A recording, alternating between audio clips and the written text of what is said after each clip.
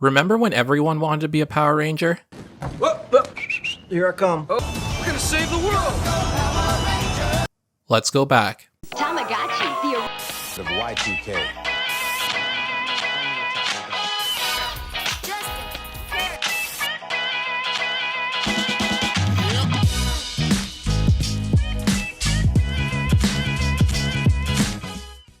The year is 1993. Jurassic Park smashes the box office and gives us this version of Jeff Goldblum, which I would argue is when cinema peaked. Films will forever be divided by BSG and ASG, before Sexy Goldblum and after Sexy Goldblum. Marissa Tomei wins Best Supporting Actress at the Oscars for her role in My Cousin Vinny, BSG.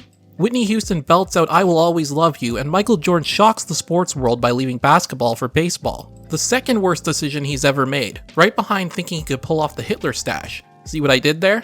I'm going with the theme of the video because I just ripped that joke off from myself from an earlier video. Stop it. Mulder and Scully make their debut on Fox, but over on Fox Kids it's Mighty Morphin Time.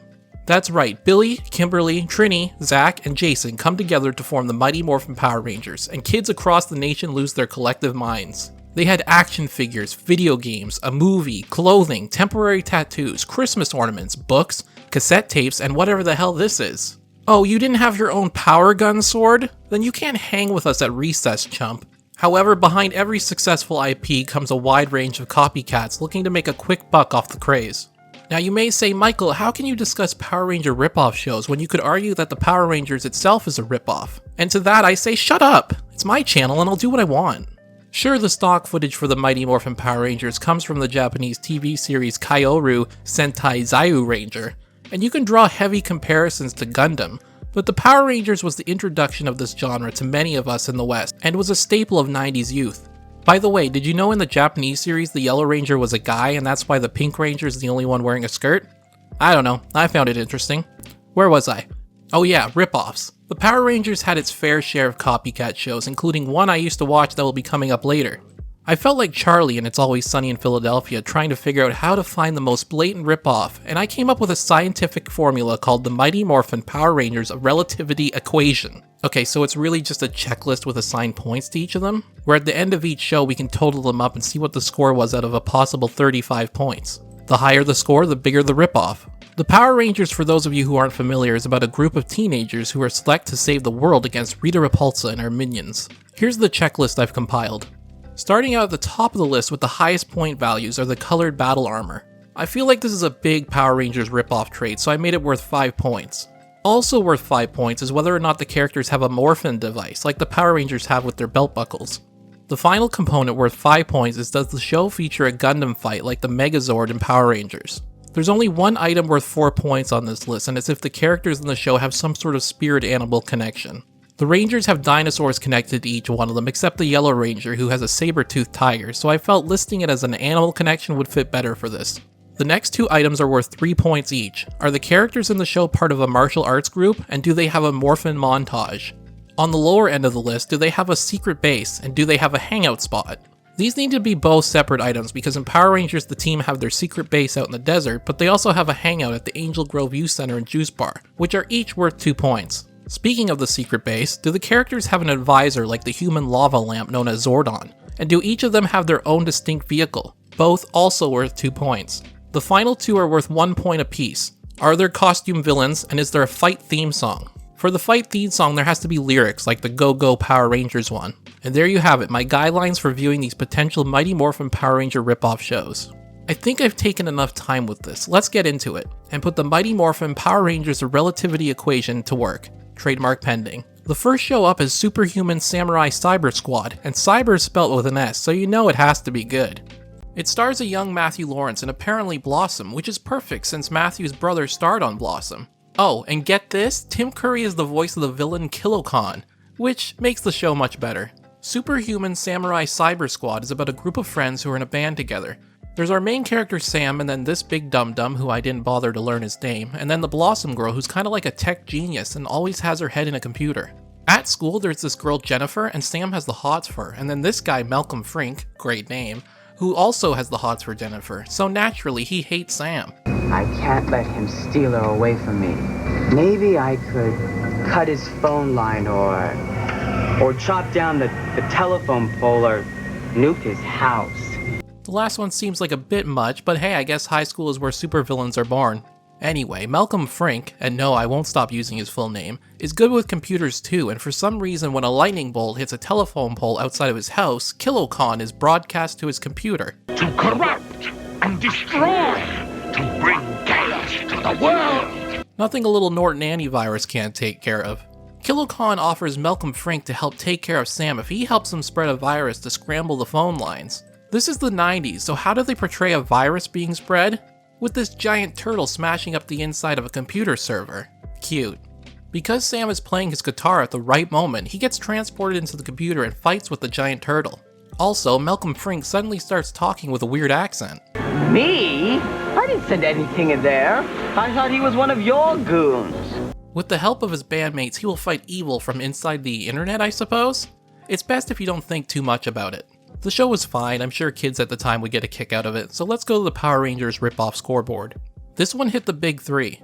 The characters do have colored battle armor, there's a Gundam fight between Sam and the giant turtle, and he does have this Morphin device. It's like this big wristwatch thing that apparently stuck on him. However, the show does not feature any animal connections with the characters, and they're not part of a martial arts group. They do all of their work out of Sam's basement, which feels more like a hangout spot, so I'm gonna go and give a mark to the hangout spot, but not secret base. They don't have a special advisor like Zordon, but they do each have their own personalized vehicles. Fight theme song? Check. That'll bring the show's final score to a 24 out of a possible 35 points. A real heavy hitter for our first show. Next up is Big Bad Beetleborgs. Big Bad Beetleborgs is a show I mentioned earlier that I also used to watch as a kid, along with the Mighty Morphin Power Rangers. However, the only thing I remember about it was this Jay Leno looking guy. So this episode I was looking forward to the most out of all the other knockoffs. And I'm not sure if this is nostalgia talking, but it was a delight. It's about these three kids who read a comic book called The Big Bad Beetleborgs. Hey, that's the name of the show! The Beetleborgs are three armored superheroes who fight evil. You know, the basics of most superhero comic books. When the three kids are dared to see if they can last an hour in a haunted house by this rich prick, they have run-ins with the Universal monsters, you know, your Dracula, Frankenstein, and Mummy. They also release a spirit named Flabber, which is the Jay Leno looking guy I remember. I was waiting the whole time for him to put on a full denim outfit and talk about classic cars, but he never did. Anyway, Flabber grants the kids 3 wishes, and they wish to become the Beetleborgs. Unfortunately for the kids, Flabber's a bit rusty with magic, so he turns them into the Beetleborgs, but he also releases all the villains from the comic books into the world. Which, by the way, one is this masked Russian villain. And I've gotta say, she had me feeling some kind of way. Get lost! But yeah, that's the gist of the series. I really like the Universal monster element. If I remember correctly, the kids become friends with them all. This does feel like it's gonna score high on the Power Ranger ripoff list, so let's take a look. The Beetleborgs do have color-coordinated battle armor, as I'm sure you've already noticed, so that's a big 5 points right there. They don't have a giant Gundam fight, but they do have Morphin devices, which are these walkie-talkie looking things. Now, they don't have an individual animal connection, however, they are all Beatles. Because we are the Beatles. So, I'm gonna give this half a mark and say 2 points. They aren't part of a martial arts group, but they do have a short Morphin montage. The secret base part is tricky because the haunted house is kind of their secret base, but it isn't very secret. Again, half a mark, and I'll give it 1 point. They do have a hangout spot, which is the comic book store. They do get their own vehicles, and I would say that Flabber's like an advisor to them. Costume villains? Oh yeah. But there was no super cool fight theme song. That brings the total Power Rangers ripoff score to 23 out of 35, just 1 point under Superhuman Samurai Syber-Squad. Next up, Los Luchadores. Los Luchadores is another Fox kids show from 2001, and it's also by Saban, the company behind Power Rangers. It poses the question, can you rip off yourself? I say yes, I did it earlier in this video. That's a callback. Nailed it. Los Luchadores, as I'm sure you can probably decipher from its title, is about masked wrestlers. Now, I've been a wrestling fan all my life, and I've gotta say, I've never quite seen a move like this before. I think they call that move the old electric prison pocket. There are 3 luchadors, 2 guys and a girl, one of which I like to think is John Cena before he got buff. The 3 of them wrestle by day and fight crime by night. Unlike the other shows I've spoken about, this show seems to have a villain of the week type formula instead of just one main bad guy and their goons. This particular episode that I watched was about a guy who was slowly transforming himself into different animals. And how do you defeat a man who is part cat? Of course. Cats hate water. By the way, there's also this adorable chihuahua in it, and he looks terrified in every scene, and I love him. After watching the first episode, I peeked at the second one, and it seems that he becomes evil and wears a metal mask, officially making this the greatest show I've ever seen. Let's see how this show scores, and I'll talk a bit more about it. The little chicken. Chip, chip, chip, chip, chip, chip. Okay, out of the main three, it doesn't really hit any of them. There are no morphin devices because they're always in costume, and there's no giant Gundam fights. As for the colored battle armor, they are color coded, but I wouldn't call it battle armor as it's just tights. So I'm going to give it half a point with 2.5. However, despite not scoring high in the main three, this show only missed two other elements. Those were the animal connection and the morphin montage, since they don't morph. Los Luchadores are very clearly part of a martial arts group, and they have the most secret base I've seen so far. It's a giant tower with a bunch of sciencey things going on in it. They hang out at the gym, and this guy's not only their trainer when wrestling, but also seemingly their computer/hacker guy, making him their trusted advisor. They have their own custom vehicles, costume villains throughout, and a fight theme song that sort of repeats the lines, Los Luchadores! Which I mean, I can't complain, the Power Rangers are very similar with repeating their names during the fight scenes. That'll score a 15.5 out of 35, which is very low compared to the other shows, but still has many of the elements of the Mighty Morphin Power Rangers, so I can understand why people said it was a ripoff. Next up is Van-Pires, and I'm going to give you two fun facts right off the bat. 1, the soundtrack was partially written by John Entwistle of The Who, and 2 is this is one of the worst things I've ever watched. Don't forget to read chapters 3 through 6! Yeah, speed read. Van-Pires aired in 1997 and has some incredible CGI, but even though that is bad, the characters and the dialogue are just so obnoxious and annoying. 72 Mustang! Ladies and gentlemen! Go ahead, Van. Go ahead, Van, with your bad self. You tell it like it is. Oh god, let's get into it.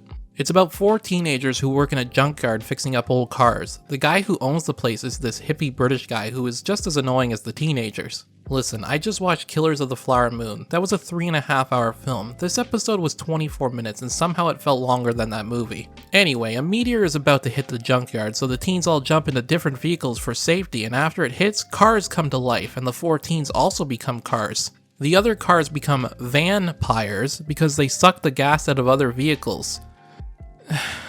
I don't know. Now the teens were just turned into cars. They're basically deformed now. But they're totally into it. No concerns about how this could affect their lives moving forward because they just want to go fast. This is what Fast and Furious 11's gonna be, isn't it? Also, these 4 are way into cars. Remember that guy who fucked his car on that TLC show? I'm getting those kind of vibes from these 4. Don't fight it, amigos. You are what you are. A car. The 4 teens decide to take it upon themselves and fight these vampires. Then we find out the sun also affects them like vampires, so they need to get back to the junkyard before sunrise, even though they're just a car and turn back into human. Cool. The hippie guy dubs them the Motivators. Get it? Like motivators, but motor? Okay? Get it? Feed the bee! Feed the bee! Feed the bee! Feed the bee! Feed the bee! Feed the bee! Oh my god! Oh jeez! Let's see how this show scores, and I can tell you a bit more about this trash. Alright, for the main 3, I don't think I can count the fights as giant Gundam fights, so no points there. But they very clearly have colored battle armor. And they do have a morphin device, which is, get this, a key that their finger turns into. So I guess you could say that they're fingering their car to turn it on. It was kind of weird. No animal connection, and they're not part of a martial arts group, but they do have a super cool morphin montage. Now their secret base is also their hangout spot, so I'll just give it to one of them and say it's their hangout spot because it's a junkyard, so it's not super secret. The hippie dude is kind of like their advisor, apparently. A role he takes on without any qualifications, and they very much have their own vehicles. I mean, they are their own vehicles. The final 2 are both a no because there is no fight theme song, and because it's all CGI, there's no costume villains. That brings it to a 19 out of 35, which will probably put it somewhere in the middle, and we can never speak of this show again. Van-Pires will forever be this channel's Voldemort, we don't speak of it. Now the next show I really want you to take in the title. Let it simmer in the back of your head a little bit. Because that show is called Tattooed Teenage Alien Fighters from Beverly Hills. They really lay it all out there in the title, nothing left to the imagination. The same people behind this show probably would have named Die Hard Barefoot Bald Cop Terrorist Fighter from New York. Go ahead, give me your literal titles for movies in the comments below. I'm sure this is because I'm just coming off watching Van-Pires, but it wasn't as bad as I thought it would be. It was still pretty corny. Let me guess. That's bad. Tattooed Teenage Alien Fighters from Beverly Hills aired in 1994 on the USA Network and is a competent show. That's my good review of it. It's a show that has a plot, and will fit into a 30-minute television block. Let me guess. That's bad. The show is about 4 teenagers who are chosen by an alien named Nimbar to fight Emperor Gorge Anus. I think I got that name right. And his minions who are there to conquer Earth. Nimbar gives them all tattoos on their wrists that will glow when he needs their help. Oh, and they're from Beverly Hills, so now you know where the title gets it from. Now I'm gonna have to give half points for the colored power armor because it isn't quite armor, but more like outfits you'd probably come across in a fetish video or an 80s workout video, which to some are one and the same. There are a couple of aspects of the show that are so on the nose when it comes to the Power Rangers. For example, their advisor Nimbar is a glowing blob. Sound familiar? They're all connected to zodiac signs, 3 of which are animals, and they have to shout their signs before morphing into their tights. And guess what? They can come together and turn into a giant robot knight thing. The fight scenes are also scored by someone just singing, "Tattooed Teenage Alien Fighters from Beverly Hills." Alright, I've already spoken about some of the list, let's see what I left out. There are 3 items that aren't featured into the show. Those are that they aren't part of a martial arts group, they don't have a morphin montage, and they don't have their own vehicles. I mean, they're from Beverly Hills, they probably have their own vehicles, but you know what I mean. All the villains, from what I could tell, are costumed throughout the series. Their secret base is in some sort of cave where Nimbar just chills, and they all hang out at a coffee shop. I was very eager to make a Friends ripoff joke here, but this aired 2 weeks after Friends debuted on NBC, so it's not possible. Now I did bring up their tattoos earlier because it almost acts as their morphin device. I did plan to give this half a point since it's not an actual thing, but the tattoos do bring them here where they use an actual morphin device that they stand on, so I'm going to give it full points. I really thought this was going to be a near perfect score while watching it because this really is a blatant ripoff of the Power Rangers, and although it currently leads with the highest ripoff score, it only leads by half a point with 24.5 out of 35. Before we go on to the next show, I just want to point out that the bad guy's sidekick is a puppet bird. That's it, nothing notable about it, I just thought you guys might like to know. Next up, and I'm starting to see a bit of a trend here, is Saban's 1998 series Mystic Knights of Tir Na Nog. The show takes place in medieval times, like actual times, not the dinner show, and centers around a wizard's apprentice named Rohan, which I couldn't help but think he looks like this guy from The Warriors. Queen Maeve betrays the king during a peace treaty using dark magic to attack his army by summoning this giant troll thing, featuring some more stellar CGI. Then the king is almost immediately like, yeah, I'm gonna give up, we can't win. But turns out the prophecy foretold a magic scroll that would bring warriors who would save the kingdom, which luckily enough the wizard happens to have. Turns out Rohan has the same mark from the scroll on his arm. It's very much like when Homer joined the Stonecutters. They tell this to the king and he's still like, I can't send a silly little squire on a quest like this. I'm just gonna give up instead. What kind of risk is it to you? You're about to not be king anymore, you dipshit. He eventually gives in. So Rohan, his friend who's a thief, the princess, and this guy go on a quest to fulfill the prophecy. It's kinda like Game of Thrones but with less incest. At least I think. I didn't watch the entire series of Mystic Knights. You're probably wondering why this is even considered a ripoff of the Power Rangers, and you're right to think that because I was thinking the same thing while watching it. I did jump a bit ahead and they do get these outfits, so it's kind of Power Rangers in the Middle Ages, but it's enough of its own thing. I'm expecting this to be a very low score. Mystic Knights only ticks off 4 boxes. Those being the colored battle armor, they do have a morphin montage, the wizard is sort of an advisor, especially to Rohan, and there are many costume villains throughout. That brings it to a total of 11 out of 35. Despite the cheesy acting which is present in all of the shows, it was definitely one I didn't mind watching. It reminded me of waking up on the weekend and watching shows like The Adventures of Sinbad and Xena Warrior Princess. Let's get to the final show I watched, which is by, come on, say it with me, a show by Saban. This is one that I'm sure many of you already know, and it's called VR Troopers. I somehow missed this show growing up, but it was popular enough to have its own Happy Meal toys at McDonald's, which we know is the highest honor of any kid's IP back in the 90s. VR Troopers aired almost exactly 1 year after the Mighty Morphin Power Rangers, debuting in September 1994. The first episode begins with Roy. Steel. Great porn name, by the way. At Tao's dojo, fighting in some sort of martial arts competition. And the logo for Tao's dojo is definitely not a butthole. Then it cuts to this guy, at which point I took in a deep breath because I knew I was in for a lot. Who? What? When? Where? Why? He isn't important to the plot, but how could I not include that clip? It would be a disservice to all of you. Now there's this bad corporate guy, but it also turns out he's from the virtual reality world, and this is what the world looks like. Bold assumption of what VR would look like when just 1 year later Nintendo would release the Virtual Boy, which looked like this.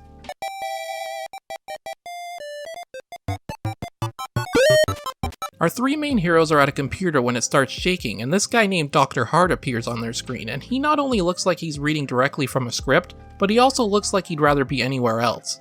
I can almost bet that this guy filmed all of his scenes for the whole season in one afternoon. He leads the three and their dog to a portal in the middle of the desert, which is a trend I've noticed in these shows. They absolutely love desert settings. So they get to the secret base and their dog makes himself right at home and hops on the table. Roy. Steel. Is rocking this sweet vest. And take off your vest. You look like Aladdin. Dr. Hart ecstatically informs them that Grimlord is trying to break down the barriers from the virtual reality world and theirs to take over the planet. Or something along those lines. I spilled my iced tea on myself at this point and my dog was trying to lick it off. It was kind of a whole thing. Sorry, I'm getting a little off topic. So yeah, that's the gist of the show. The three of them have to go into the virtual reality world and fight Grimlord's minions in order to save the world. I skipped forward a bit and the dog eventually starts talking, which is a surefire sign of quality content. Isn't this a party? VR Troopers had a staggering amount of similarities to the Mighty Morphin Power Rangers. The only 3 items not included on the checklist was a giant Gundam fight, an animal connection, and a fight theme song. I already discussed the secret base and the fact that they're part of a martial arts group, as well as their charismatic advisor Dr. Hart. But VR Troopers features the colored battle armor and a morphin device that goes along with a sweet morphin montage. The morphin device in the show is a necklace they wear and they hold it up to summon their VR powers. They hang out at Caitlin's work a lot, which is a newspaper because she wants to be a journalist. They each have their own vehicles for battles and every episode is filled with tons of costume villains, which brings the show's rip-off total to 25 points, which tops the list and crowns VR Troopers the biggest Power Rangers rip-off. Congratulations to Roy Steel and his crew for picking up the victory over tattooed teenage alien fighters from Beverly Hills by half a point. It really came down to the buzzer, but as it turns out in this case, Saban are the kings of ripping themselves off. Oh yeah, this was supposed to be a super scientific video. I guess that means I need some sort of conclusion. In conclusion, the real question that needs to be asked is why? Why did I do this and what does it prove? Well, the answer to those questions are why not, and not a hell of a lot. Everything is meaningless, life is meaningless.